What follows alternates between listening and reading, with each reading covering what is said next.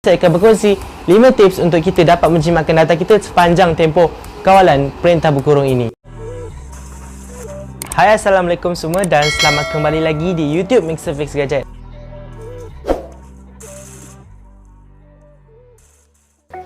Pada kali ini saya akan berkongsi berkenaan tips untuk kita menjimatkan data kita sepanjang tempoh kawalan perintah berkurung ini. Umum mengetahui bahawa sekarang kita berada di dalam tempoh kawalan perintah berkurung yang mana kita seringkali menggunakan gadget kita sepanjang demi hari ke hari, dan tanpa kita sedari data kita semakin cepat habis. Oleh itu saya akan berkongsi 5 tips untuk kita dapat menjimatkan data kita sepanjang tempoh kawalan perintah berkurung ini. Tips yang pertama adalah dengan menetapkan had dan mematikan data secara automatik.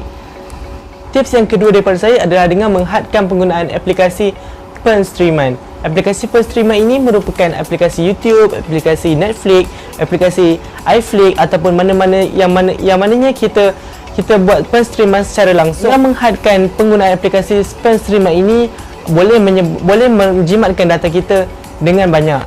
Sebagai contoh, dalam YouTube kita letak limit sebagai contoh 240p ataupun 360p adalah sangat cukup daripada kita meletakkan kualiti video YouTube ke 1040p.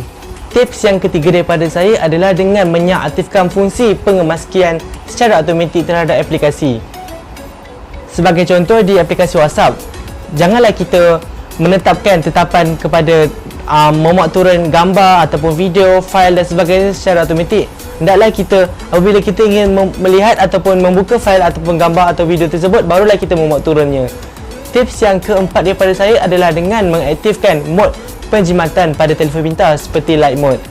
Light mode yang saya masukkan ini adalah dengan menggunakan Chrome Light ataupun Facebook Light, Twitter Light dan sebagainya. Dengan menggunakan light mode ini, ianya sangat-sangat menjimatkan data kita, khususnya apabila kita menggunakan data kita secara kerap.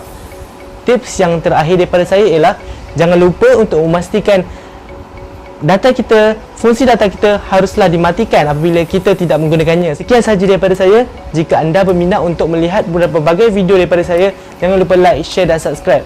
Dan jika ianya bermanfaat, jangan lupa share kepada rakan-rakan anda semua. Dan terima kasih kerana menonton video di YouTube MrFix Gadget.